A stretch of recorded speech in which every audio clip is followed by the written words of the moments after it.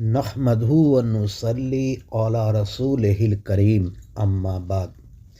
مرزا پہ جو علماء کرام نے گستاخی کا فتویٰ دیے تھے، اس سبب مرزا اور اس کے ماننے والے لوگ جو ان کو مسلمان مانتے ہیں سب پر توبہ واجب ہو گئی، اور اس کی بیویاں اس پہ حرام ہو گئی۔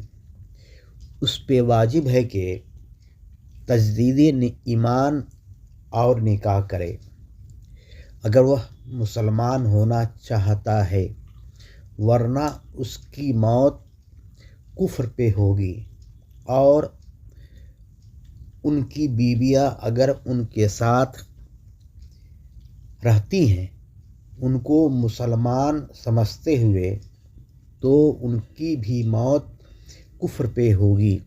واللہ عالم بالصواب۔